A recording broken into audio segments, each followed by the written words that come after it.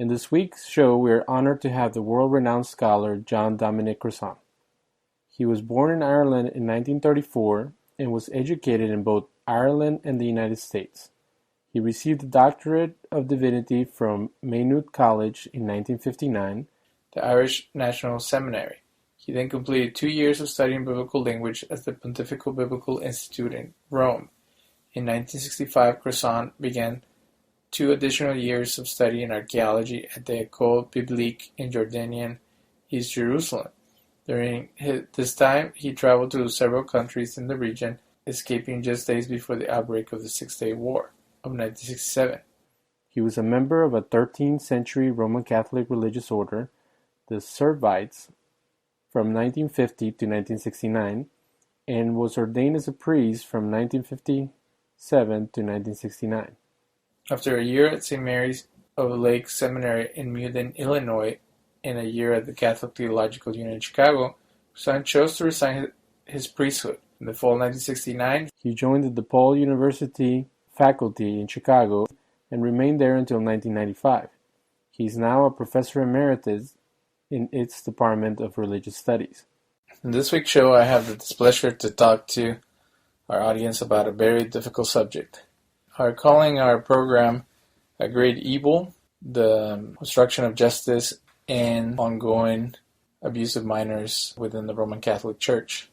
It pains me to talk about this subject because there's a case here in Houston that I've been following where I know some people who were attending the church where it took place. Thousands of children suffer from sexual abuse in the Roman Catholic Church for more than 6 decades. They call them allegations. I would call them the cases against the different dioceses across the world, according to a report compiled by John Jay College of Criminal Justice. The report, based on church records, found that 6,700 of the 11,000 allegations were investigated and substantiated, and another 1,000 were unsubstantiated. The remaining 3,300 were not investigated because the priests involved had died by the time the allegations were made. The last report is amazing because it shows how this has affected individuals. It's called I Am a Mad DA. Brett Ligon won't back down from investigating Conroe priests accused of molesting children. This was printed on January 27 of this year, and it's written by Nicole Hensley. It was in the front page of the Houston Chronicle. September 11, arrest of Father Manuel La Rosa Lopez, as more than 60 local, state, and federal law enforcement officials descended on the Archdiocese of Galveston-Houston's headquarters on November 28, looking for evidence linked to the accusations that the priest molested 2 young parishioners over a 3-year period. It's the biggest case of the alleged priest abuse in Houston area in decades, and with the Archdiocese poised to release the names this week of any priest since 1950s deemed credibly accused of child abuse, it also threatens to sustain the legacy of local Cardinal Daniel DiNardo, who leads the U.S. Conference of Bishops as it works to draft a response to sexual abuse in the Catholic Church. Discussing the ongoing saga of the scandal or the multiple allegations against the Catholic Church throughout the world. This has been a very disturbing and confusing situation for me, because if they knew that there was this stuff going on years back and they purport themselves as being advocates for the poor and for the needy, and then being also a moral representatives of morality in the world, how come this issue hasn't been addressed? And as it's being addressed now, it seems to be done in a very kind of weak or duplicitous way. Like, it doesn't seem like there's a strong case against it or cleaning house or anything like that. It seems like there's just a lot of political words being thrown around, but the current Pope doesn't seem to be as harshly criticizing what's happening in relation to sex abuse as he is with uh, other issues like the environment being destroyed or things like that. So, Dr. Crossan is our guest today. I remember from our previous conversations that your bio involved having been a priest in the past. So, I wanted to get your first impression of what's been happening and then kind of talk about uh, what did you see when you were there involved with the Roman Catholic Church as an institution? And then if you have any suggestions or concerns regarding the way that they're handling the situation. Well, the first and most important thing is it is sad beyond words, and I'm talking about primarily and first of all and especially about those who have been abused. That is the saddest thing. And it is not, of course, just a sin, it is a crime. Secondly, from that, it is sad, of course, for the institution. But I want to put it very emphatically in that order. Now, in terms of your question, my own experience is this. At the age of 8, for example, I became an altar boy. I was living in Ireland, in Naas, County Kildare. I started as an altar boy in 8, so I was very, very closely involved with priests for the next, 3 years. Then at the age of 11, I went to a boarding school where all the teachers, I think, but one were priests. He was a layperson, lived off campus. All the other priests were living there. Then I went straight from an Irish boarding school run by priests. It wasn't a seminary, it was just the way boarding schools are in Ireland. And it wasn't, by the way, an elite school. That's not the way you did it. And I was in Donegal, and the small towns of Donegal couldn't have their own high school, so there was a central boarding school. That's all it was. I went straight from that into a monastery, and I was a monk. Strictly speaking, I was a friar, mendicant monk, for the next 19 years. And so from the age of 11 on, I was closely connected with the heart of the Roman Catholic Church. I studied for 2 years in Rome after my doctorate. And I'd like to say two things almost simultaneously, though I have to say one first. I should tell you that in all that time, from my own experience, and I mean no more than what I'm saying, I never experienced, ran into, or even heard about the horrors that were clearly going on. I don't doubt for a minute they were going on. I don't know whether people figured I wasn't vulnerable enough for whatever reason, but I never ran into it. So I should say that first. Now, that is in no way to cast any doubt on it. It's simply to announce my own ignorance. Thank God for that, by the way. Now, the second thing is, though, I was always aware that there was a huge systemic problem at the heart of Roman Catholicism. Systemic problem, not even this person or that person, but a systemic problem composed, I think, of three things.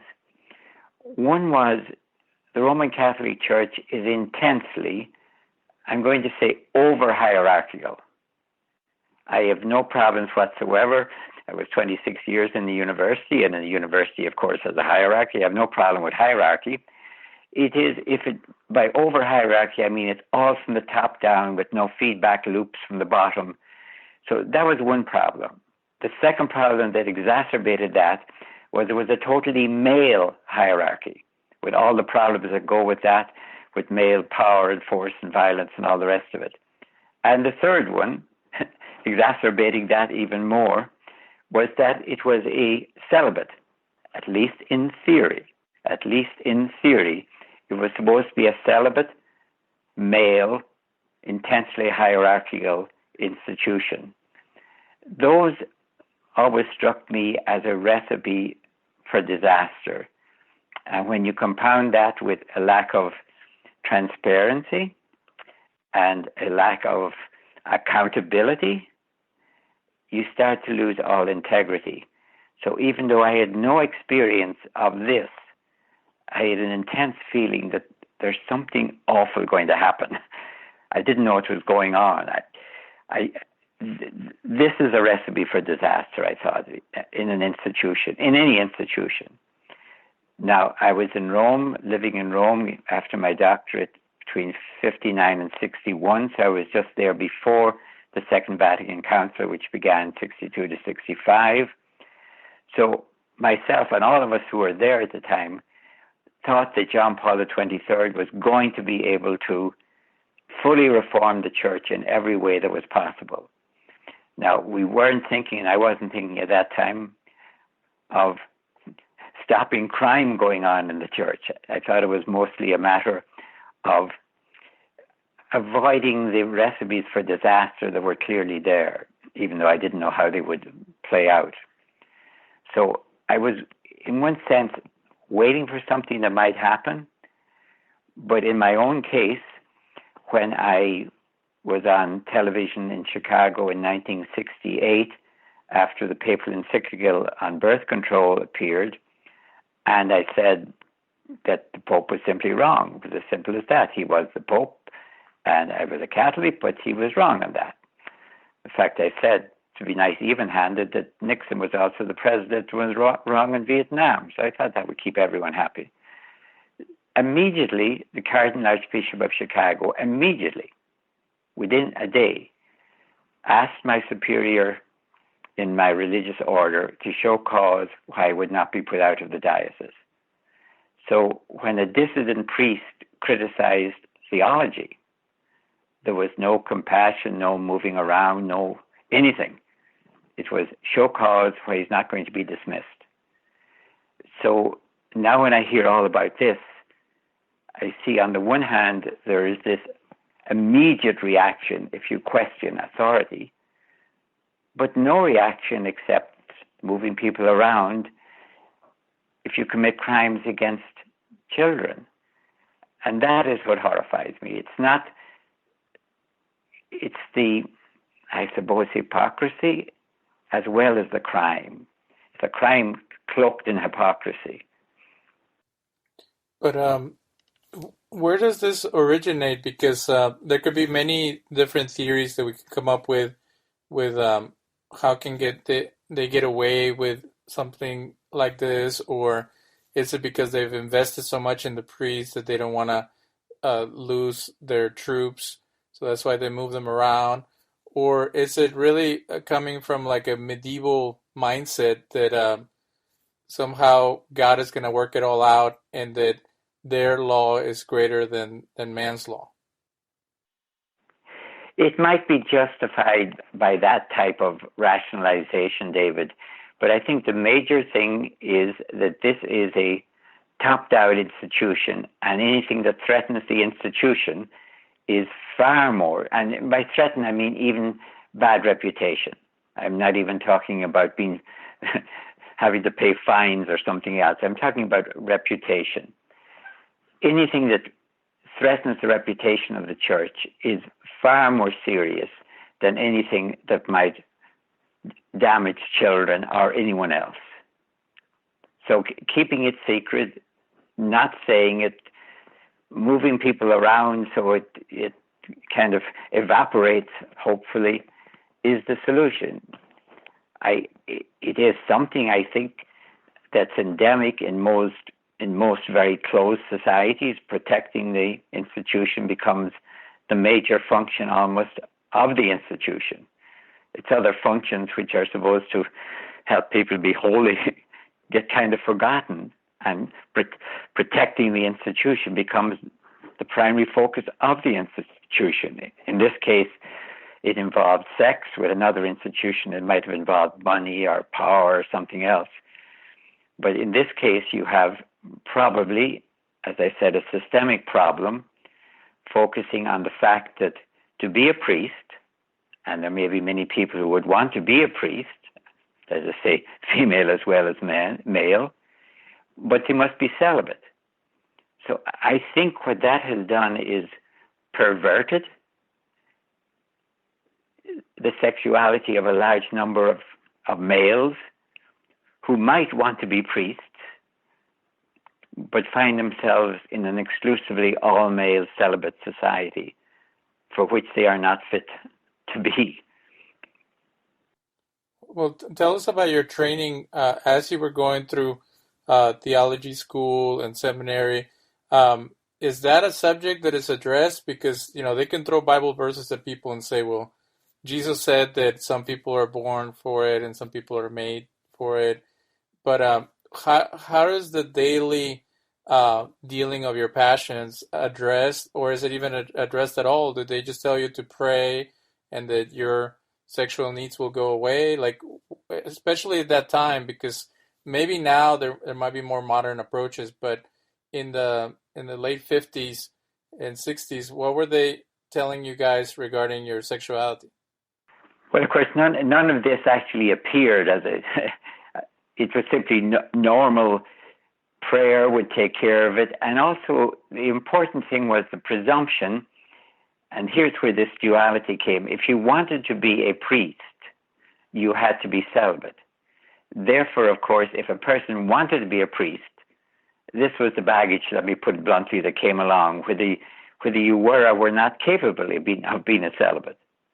I have no doubt some people could be happy celibates, and in terms of some males I've met, I think it would be a public service if they were celibate as far as women are concerned. But you're told basically you have a vocation to be a priest. Let's say you do have. Let's say you're acutely aware that you have a call from God to be a priest. Now you're also told you have to be a celibate. That's like two things you have to be. And I have no idea why, if I could go into theology for a moment, you would presume that God would give both those gifts to the same person. Why would you imagine that? So it's by putting celibacy along with the clerical state that has created the problem. If a person wants to lead a celibate life and wants to do it, then as far as I'm concerned, that's their business.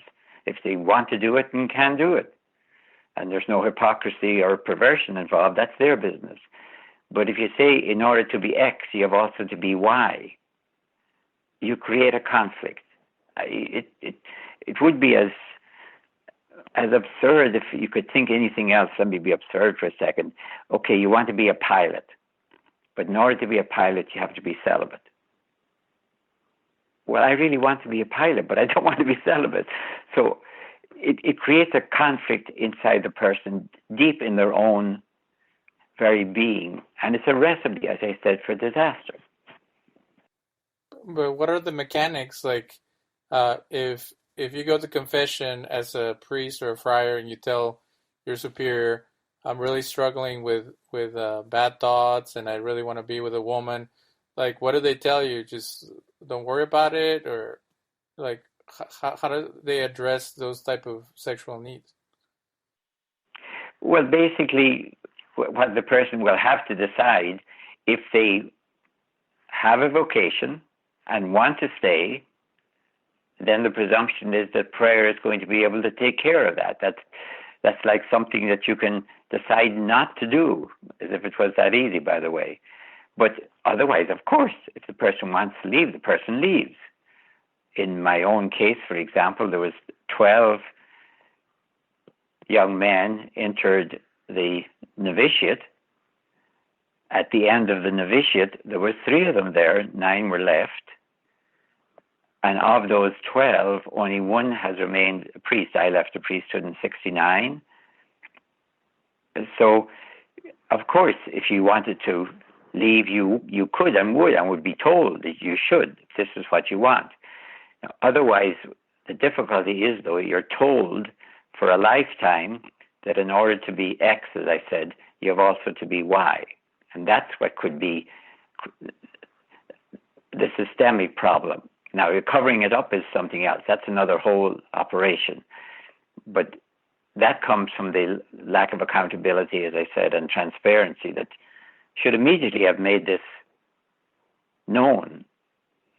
For example, bishops, at least when I was involved in the church, every bishop had to make a visit to Rome once, I think it was every 5 years. They call that limina visits. And they were supposed to tell, of course, in the Vatican, everything that was going on in their diocese. So I cannot imagine, unless bishops were lying, that the Vatican did not know about this. It can't. I have to either figure that the bishops from these countries decided when you go to the Vatican, say nothing, which I don't really think. So I am convinced that the highest levels of the church, this was known as a problem for a long time before it broke out into the open, and the press and the law came in. For those not familiar with Catholicism, can you explain like the familial shame and the guilt that would be associated with someone going into the priesthood and then backing down because of their own sexual needs, or them being caught doing something criminal or deviant, and then how would their superiors react? How would their families react? Is that where all the secrecy comes from? And as you're sharing the example of the bishops, wouldn't they not want to share any dirty laundry with their superiors, so then they can get promoted and look good in the eyes of the Pope and the other leaders? Let me take that last one first. No, I would say it works exactly the opposite way as it would, for example, in the army. If you're having a problem in your little bailiwick as a bishop, then you must be somehow receiving a bad mark on your record. So there's a vested interest in a superior not telling about a problem, all the way up the chain of command, as it were. And that's nothing unique to the Roman Catholic Church. It's true of any highly hierarchical administration, that no, you don't want to tell your superior, oh, I'm having this awful problem here and my subordinates are doing all of these awful things. Well, then mustn't you be somehow responsible, since they're your subordinates? So maybe you have a problem too. So no, I do not think it would be necessary that they'd be very glad to pass on the problem. It is, if they were responsible to what they were supposed to do, though, as I said, the purpose of those visits to the Vatican in person was to tell everything that's happening in their diocese. And that's also why, for example, if you were a dissident priest, and I'm just talking about my own case where it was a theological debate with the authorities, they would just as soon to get you out of there completely so you don't cause more problem. So there's a huge amount of cover-up endemic to any such an institution. It just goes with the sociology, the culture of that institution. That's not to justify it. That's simply to say that you shouldn't be surprised when you find it. And if they are serious about it, then they themselves have to be aware it's not enough to say, well, we're all sinners. No, that may be true, but we're not talking about sin, we're talking about crime. I get very nervous when I hear bishops talking about sin. In this case, it may well be a sin, that's a separate issue. It's a crime. And in the same way, when you hear so much discussion about protection of children, now, nobody could be against protection of children, but actually what we want is prevention of abuse. It's not as if the children are somehow the problem. It's the prevention of abuse we want, and prevention of systemic roots that cause it. I have not seen a serious discussion of what I would consider the systemic roots of this. How is it possible for this to happen so pervasively across the world? Originally, people said, well, it happens in America because they're, you know how they are over there. They're kind of weird in any case. Or it's just publicity in America, or it's sensationalism in America. But then all these other countries. So you almost got to say now, you think any country where we don't hear about this, it's because probably the media is not doing its job, or the law courts are not doing their job. You almost presume it has to be there, but we're not hearing about it, or it's being covered up successfully. Well, there's something controversial I want to bring up, and the reason that I bring it up is because a professor of mine, uh, as he was thinking about the situation, brought it up, and he was saying that in Greek philosophy, or I don't know if it's Greek or Roman or Greco-Roman philosophy, there was this idea of the greatest love is the love between a disciple and his master.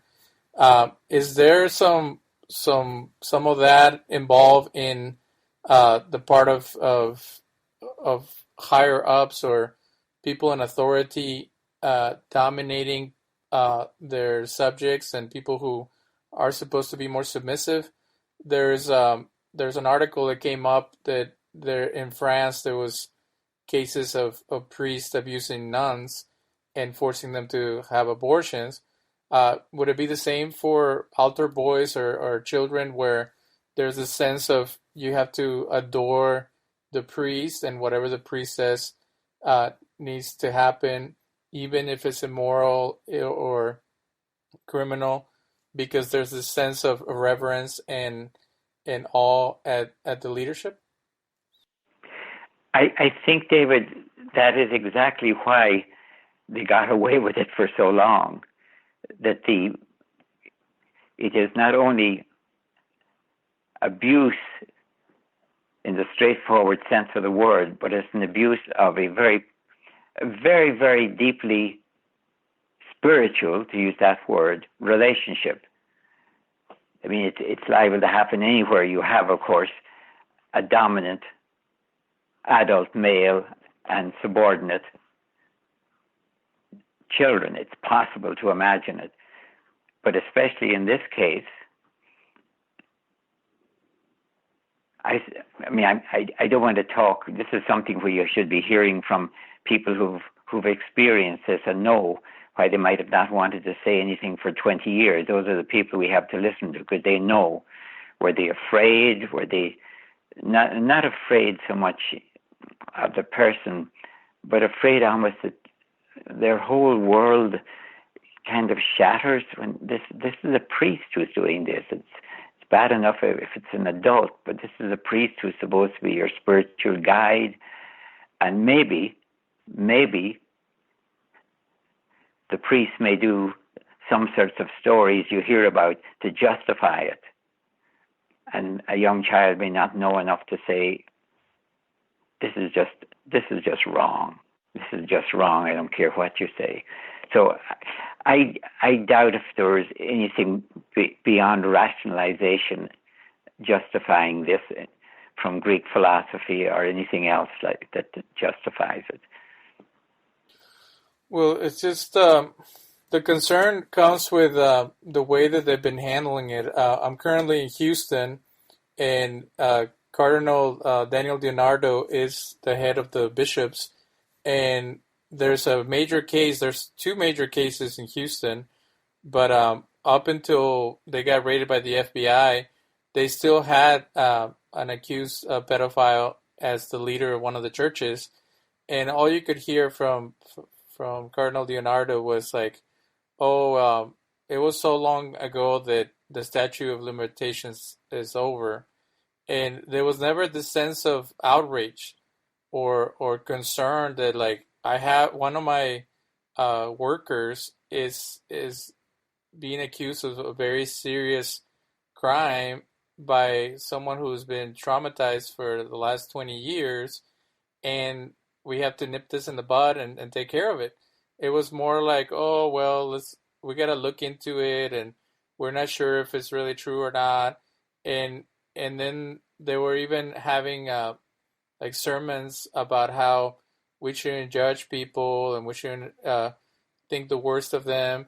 And then it wasn't until they were pushed by the DA of Houston, who happens to be a member of another church where they had a pedophile priest who ended up in jail, that any of this came to the surface.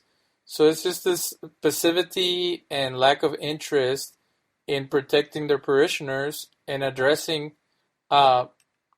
people who are despicable and who should be tried and convicted. It's just this kind of like well, we'll get to it, or it's so long ago that we don't know what really happened. There's no evidence. And we've done shows, and I've worked in the supporting victims of sexual assault, and it's the same type of rhetoric you hear from abusers. Uh, so that's what's the most heartbreaking, that you would expect that a religious community would not use the same type of lingo and try to discredit the victims and dismiss the issue like it is not there. And that's why this has to be handled, I think, by the justice system, not the church institution. Nothing will happen unless the state intervenes in this case. That's the way the primary responsibility is protecting the reputation of the institution. Now, also, of course, certain other things may have to be done, but the amount of which people were. Let me be very clear.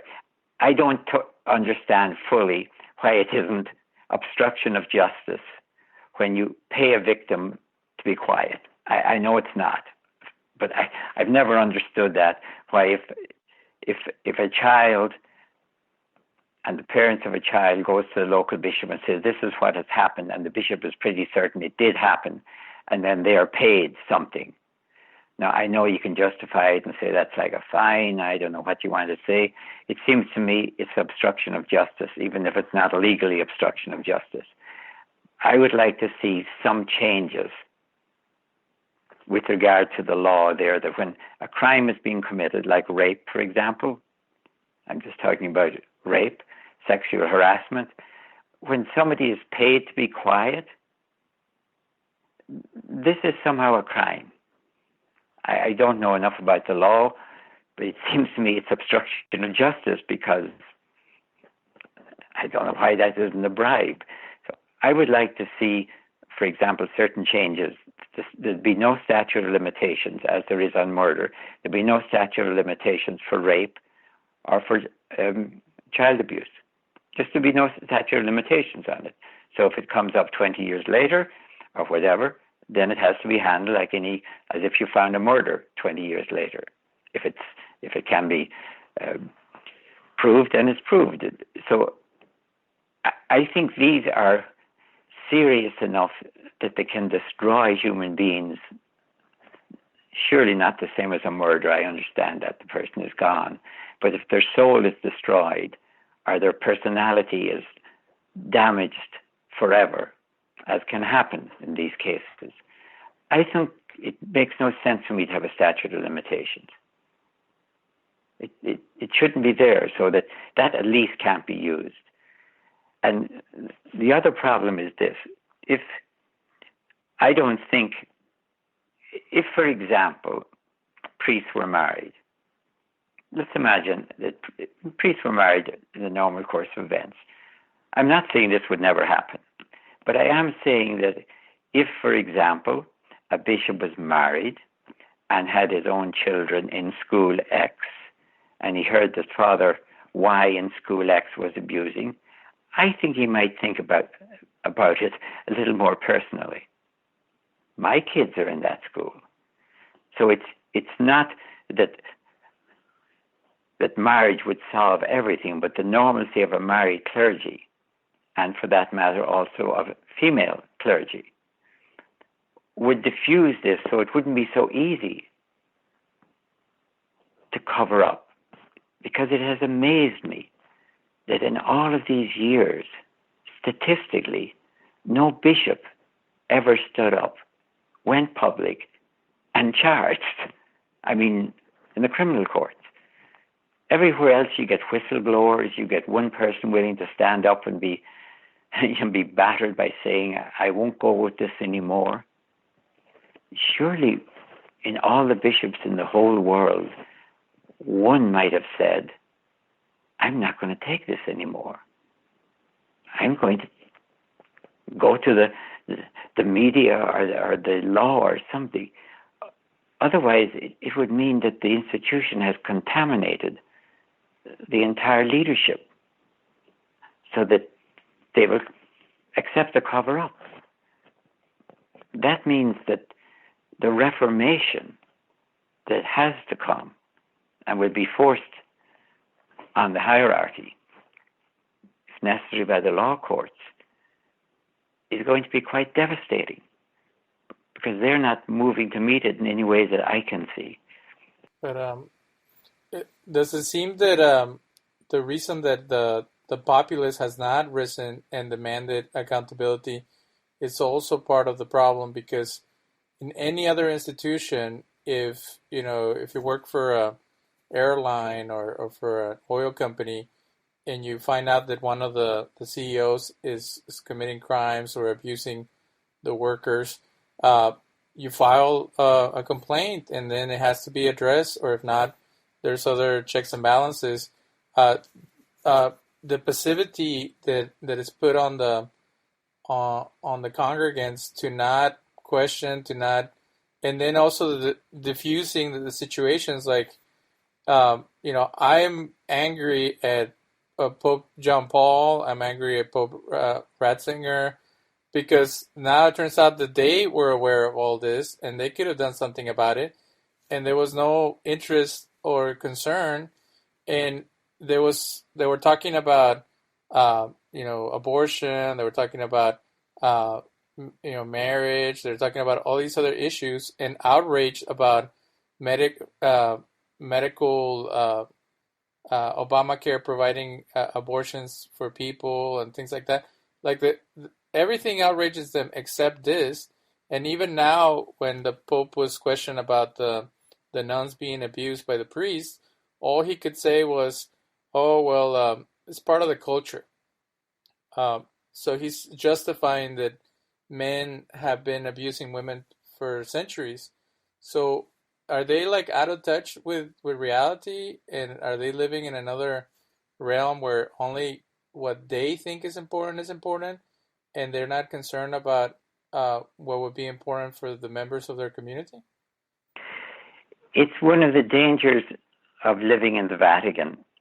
I mean, as I said, I lived for 2 years in Rome, and it's hard when you're in the Vatican with that huge amount of history and power and everything else there, not to really think that you can just about do anything and get away with it. I mean, it's its own little country almost. Well, I guess it is its own little country. And therefore, as a sovereign state, as we know, sovereign states can do awful things to their members and get away with it. And unless somebody from outside moves in, I don't even know how to stop it. It would take a huge systemic change in the Roman Catholic hierarchy, and also in the Roman Catholic population, not to accept this anymore. Because basically, if you go into church and you know this has been happening, you then have a responsibility of once you know it's happening, are you still supporting the institution? Are you not demanding the institution change? If you think this is something that just happened and now it's gone away and it's all solved, it was all, just some bad people in there, then that's one way. But if it's a systemic problem, then you haven't solved it. It's like putting a bandage over a sore on your arm. If it's just on the surface, that's fine. If it's a cancer, then you haven't done anything to it. And I think we have a very serious systemic evil lurking at the heart of the Roman Catholic Church. And it has to do with its lack, as I said, of accountability and transparency, and therefore integrity. And it's only be a matter of time if this was somehow totally solved, there would be something else would go wrong because there's a systemic flaw. Well, can you give us your perspective on the historical implications of this? We all know that one of the beefs that Martin Luther had against the Roman Catholic Church at his time was that the priests were corrupted, and from what I've seen, they mentioned that the priests had wives and children, and they went to prostitutes, and they were asking for money for special favors and things like that. And America is mostly Protestant, and when they think of the Catholic Church, they think about how it was corrupt at that time. Uh, but there's been corruption throughout the centuries, and most people diffuse the situation by saying, "Oh, well, there's also pedophiles in the Protestant churches or in other religions. So why is it such a big deal that is happening in the Catholic Church?" Well, I don't know statistics. I honestly don't know if you took all the priests in the world and took the X percentage of them who are pedophile, and let's say you got it right, would that be the same as it would be in any other similar situation, whatever that might be? I'm talking about presuming that, in any case, it's the cover-up. It's not just that you found that X percent, and I don't know what the percentage is. Supposing you found, I'm making this up now, absolutely, 10% of Roman Catholic priests were pedophiles. And supposing people said, but that's the same as you find in any other group of, I'm not going to mention any names, any other group of males who are in charge of young children. Supposing you said that. Then we would say, all right, then you expect 10%. So what are we doing about it? Are you covering it up when it happens? Is your institution vested in covering it up? Not an individual. We're not talking about, again, an individual bishop in this diocese or that diocese or a cardinal. It has to come from the top down, from the Vatican, that this has been covered up. That's a far more serious, I shouldn't say far more serious, because in one sense, when you're dealing with kids who have been abused, I can't think of anything more serious, but you understand what I mean. The cover-up is another layer of atrocity, let me put it that way.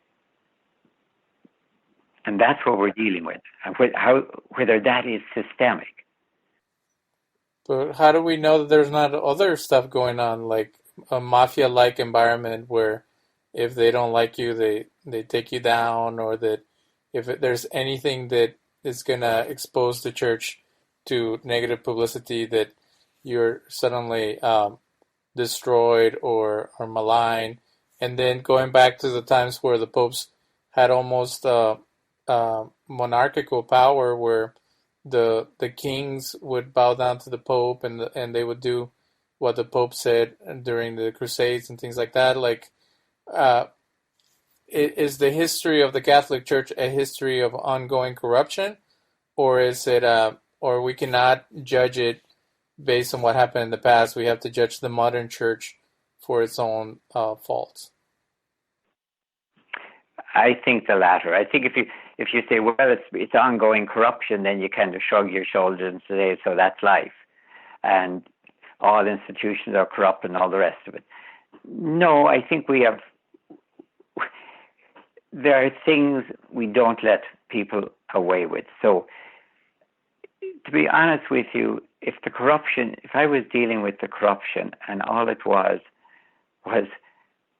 that priests were getting married in the Middle Ages or something, I honestly, maybe I shouldn't say this, but I can't put that on the same level as abusing a child. I just can't. I don't want them all under the name of corruption. One is simply a different level, if I could put that word, a different level of perversion, if I could use that phrase. So I don't want to say, well, the church has always been corrupt, and human beings are always corrupt. I've heard this one, and we're all sinners, and we have to pray for these people. Yeah, we should, and we should pray for them when they're in jail. And I'd be quite happy to pray for Vatican officials in jail, but in jail. And then I would want to ask again and again, what have you done to make certain that this can't happen again. If it is a systemic problem, and I think it is a systemic problem, with as I said, going back to the beginning, an intensely hierarchical institution, which is all male, and which enforces celibacy, whether the person is capable of it or not. Look, all religions that I know of have certain celibate traditions. People became hermits, for example, to go out and live all by themselves in the desert or the forest. And you're going to be pretty celibate out there. If people want to do that, and that is their witness that this world is not the only world you can imagine, you find it in lots of different religions. It's not just in Roman Catholicism. But that's a decision that a human being makes to live a celibate life. When you say, if you want to be a priest, you must also be a celibate. That, to repeat myself, that's a recipe for disaster. Because a person may have a vocation to be a priest, but not to be a celibate, or to be a celibate and not be a priest. So by putting that condition on, you're going to guarantee that bad stuff will happen. Now, how it'll be, I don't know. Whether it'll be like in the Middle Ages, a priest will have a mistress or something. I don't know how it'll work out, but it can't work out because you're putting two conditions on a person that may not both be there. The person may want one, but not the other.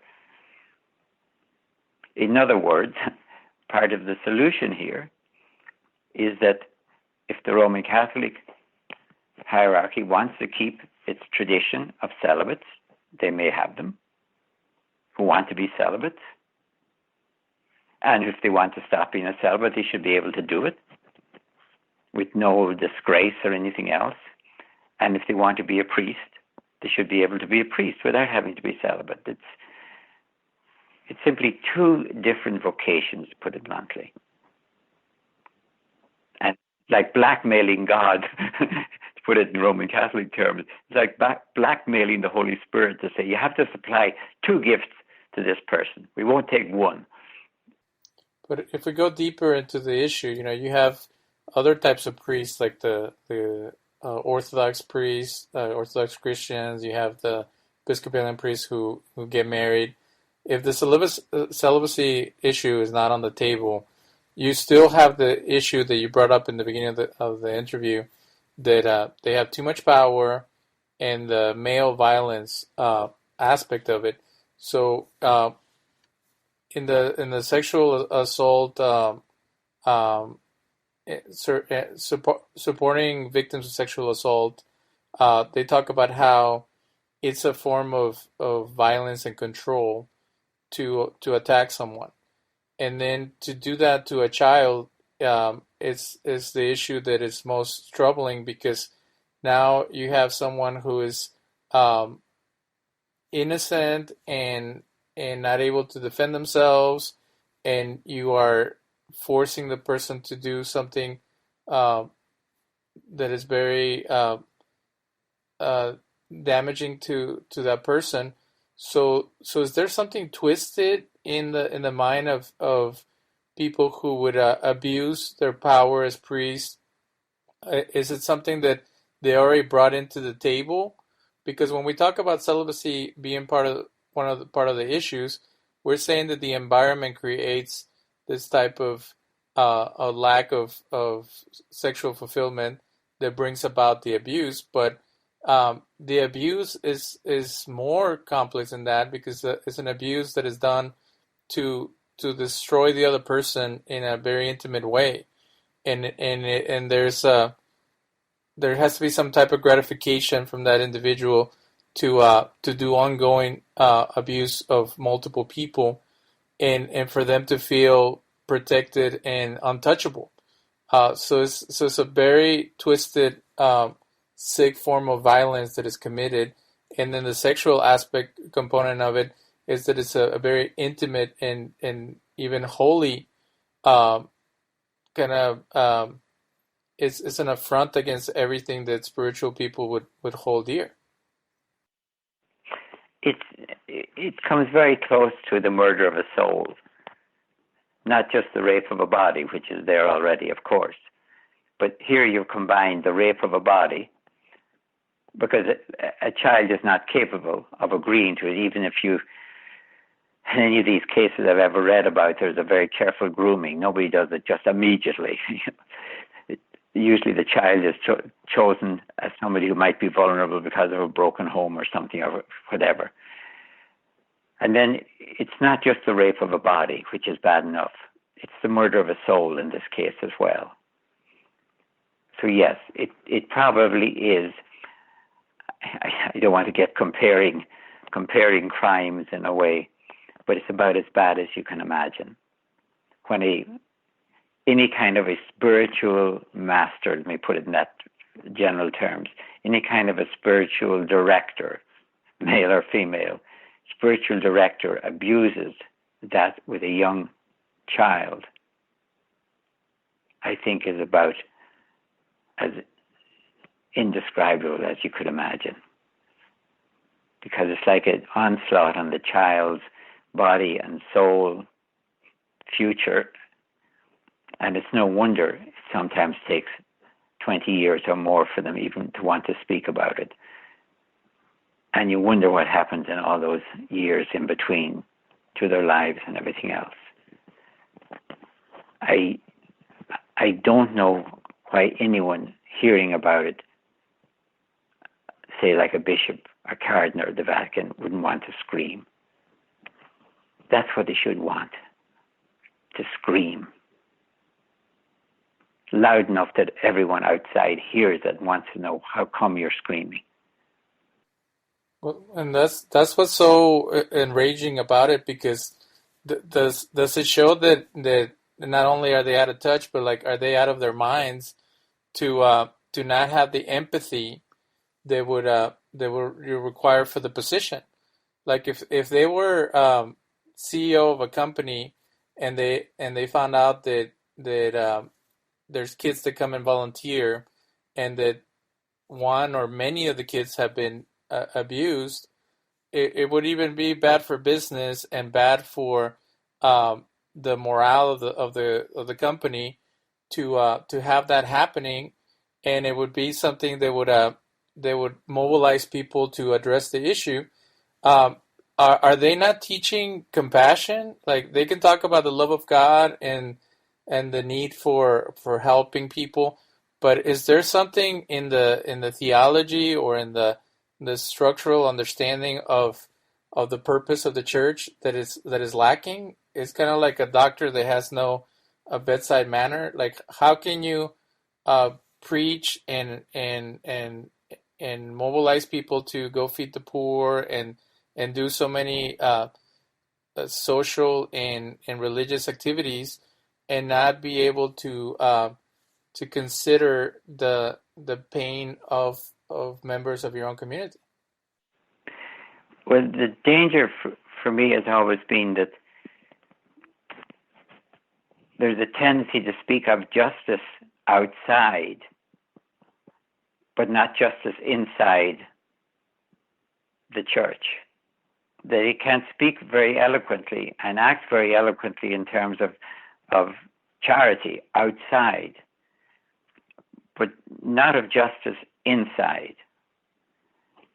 And that's sort of part of the problem that we keep coming back to.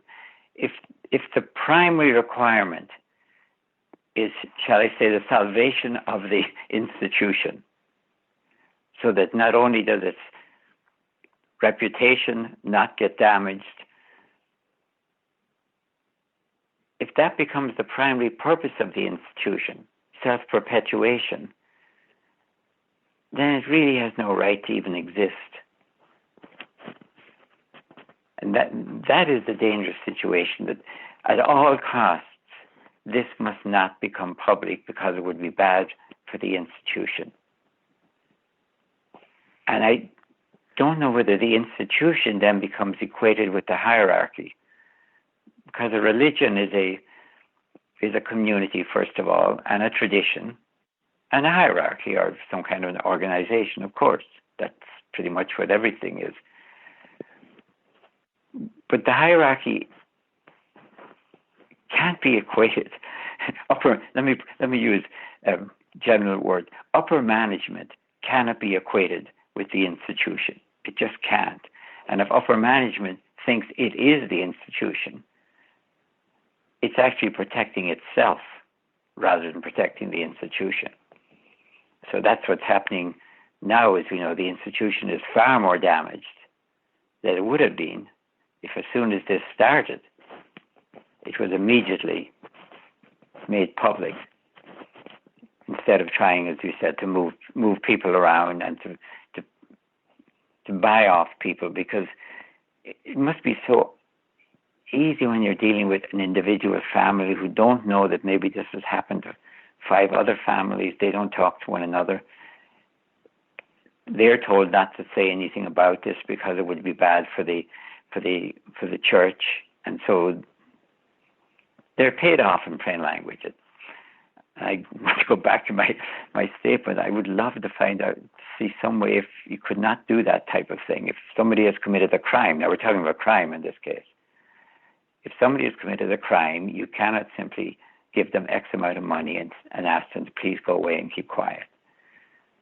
That might be able to be done in civil debates, but I'm talking about a crime that's being committed, not a sin, but a crime.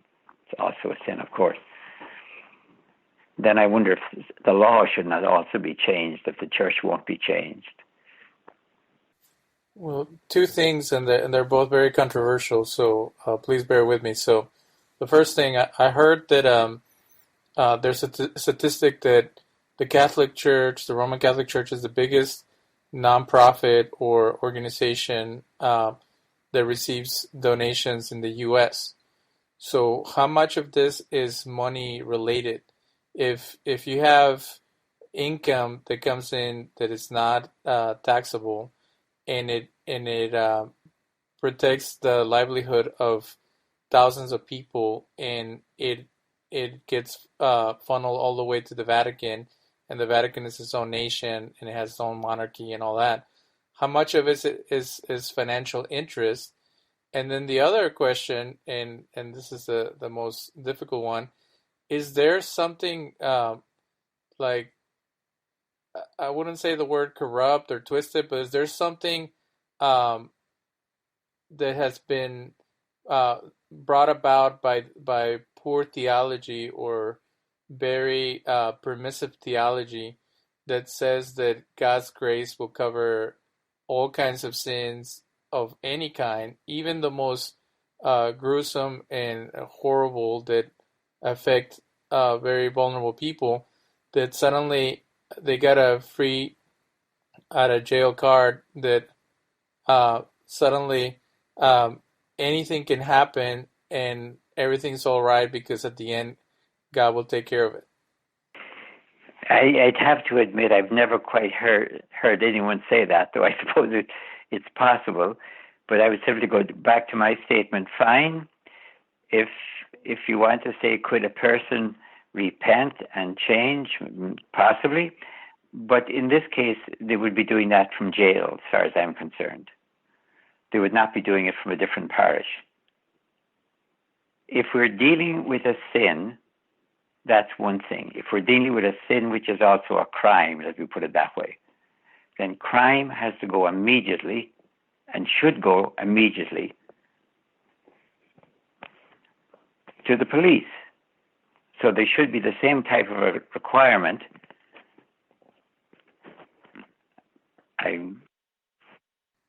But do they believe that they have some type of diplomatic immunity because they're members of the Vatican, and wherever they live, they're missions of the Vatican or the kingdom of God on earth, so they're untouchable when it comes down to like when you confess something and they forgive you, then it's gone. Like it's like it never happened. Do you see priests thinking in that way? Well, I mean, to be honest with you, the Roman Catholic theology is pretty clear that if you go to confession, you have to confess what you have done. You have to be sincerely sorry for having done it. not planning on doing it next week and the following week. And you have to be able to say with sincerity, I'm not going to do it again. If you were, say, regularly, if you were regularly going to confession and saying that you were abusing a child, and next week, and next week, and next week, no, that's not a confession. That's simply something like a hobby or something. You could not be forgiven unless you have repented. And of course, things come up again and again. But if you were judging as a confessor that this person has no intention of doing this, not doing this, then you'd have to say, this is not a confession. We're just having a chat here. This is not confession. But let's say let's say that person waited 10 years to go confess.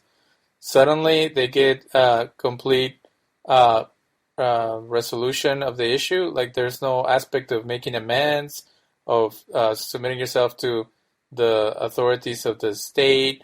There's none of that within Catholic theology. It's just everything is handled in-house through God's grace, and then you have no responsibility to the nation that you live. Is there? I don't think that would be not very good theology, because if the person has committed a sin, you could forgive the sin. You say, but you also have committed a crime. You should go to the police and turn yourself in. I mean, I want to insist on there's a distinction. If somebody goes to confession and says, I have a mistress, okay, in itself, that may not be a crime. If somebody goes to confession and says, I'm abusing a child, that is a crime. Now, as a confessor, your responsibility is how you handle the sin and the crime. You have a dual responsibility. And I don't think in any decent theology of confession you're going to say, well, the crime has to do with the police. I'm just handling the sin. You're forgiven. Because if you're going to continue doing this, this is not a confession. As I said, this is just a conversation, a chat. You're telling me your problems. You have to have at least an honest. Let me give an example. If a person who is a drunkard goes into rehabilitation, at that time at least they have to have a sincere, I really want to get over this. Now, we know they may come back. We know it may not work.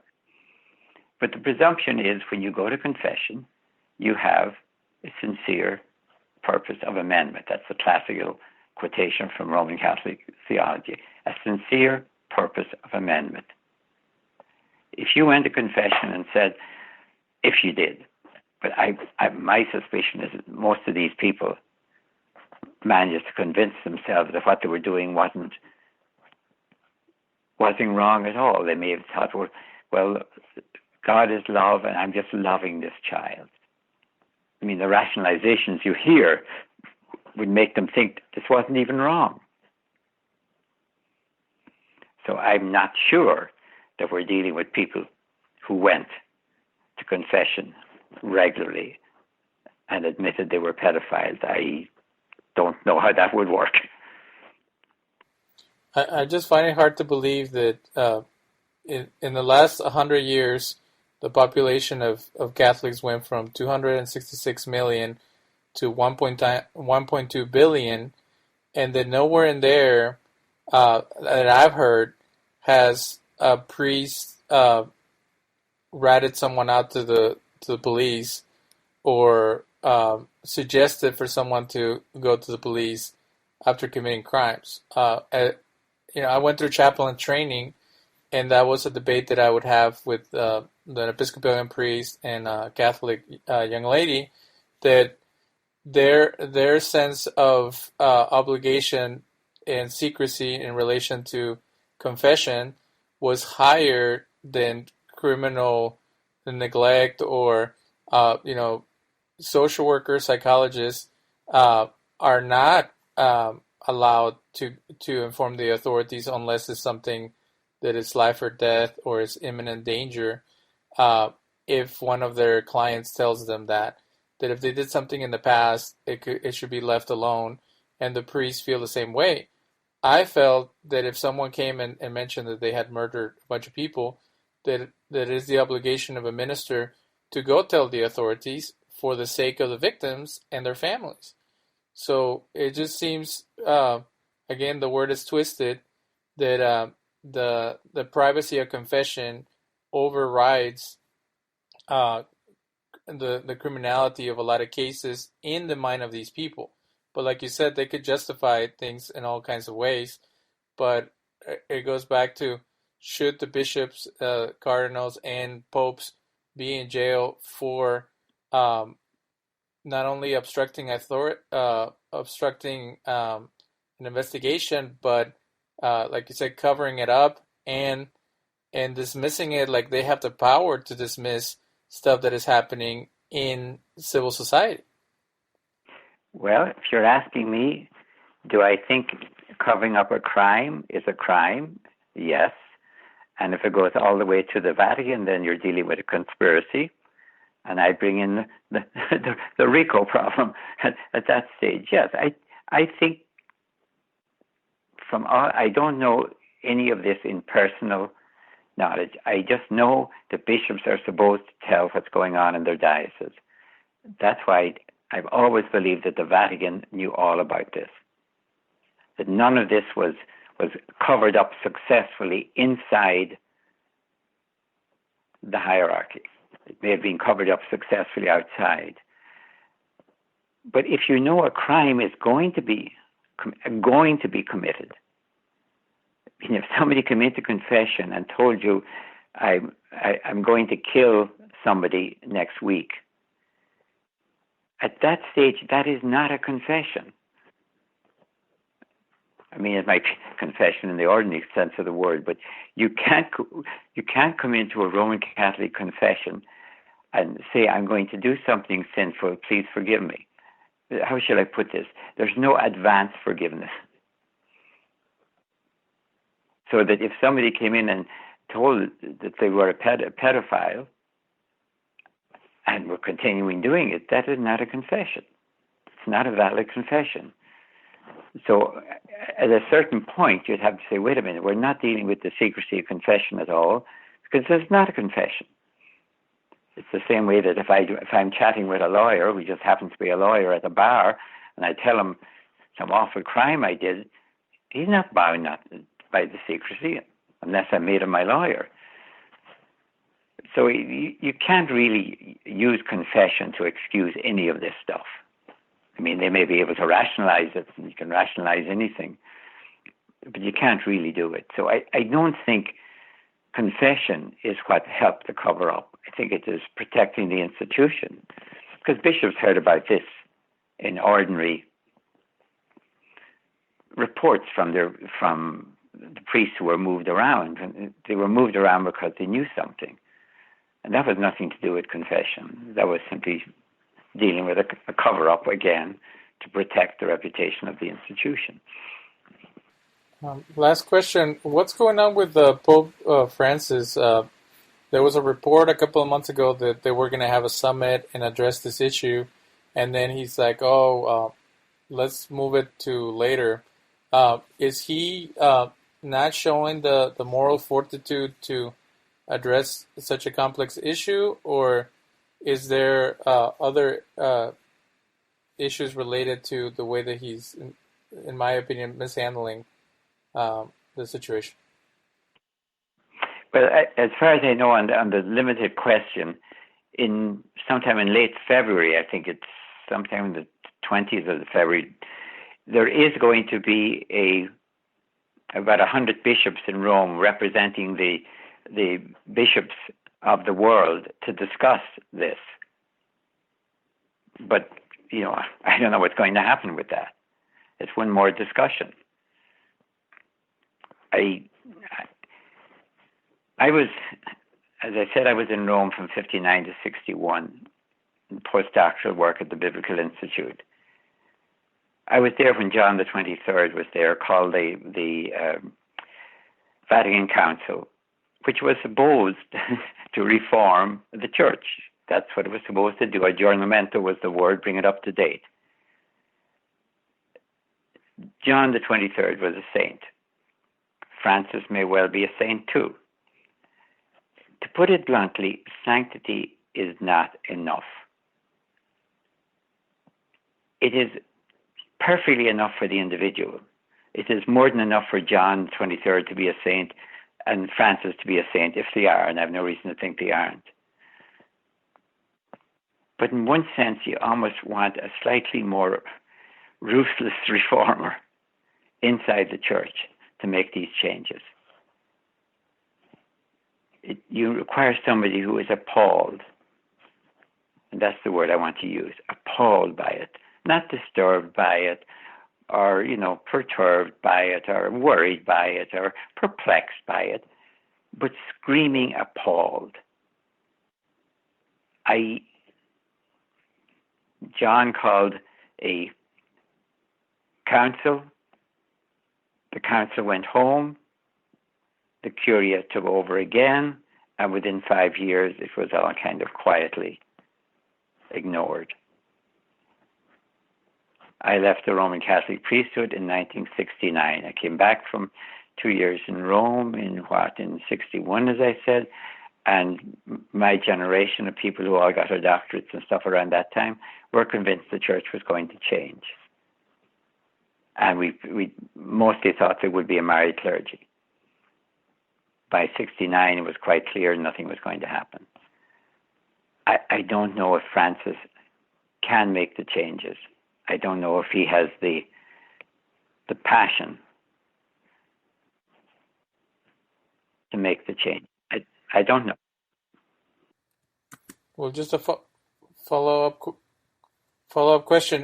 Do you think that the reason that this issue hasn't been addressed all the way back to Pope John Paul is because if they were to admit that there was wrongdoing or lack of oversight or lack of interest, that would unravel all kinds of other issues and bring too much attention to other forms of corruption. So by acting like it's not there, they're actually diffusing or sweeping it under the rug. So then all these other issues might not come to the forefront.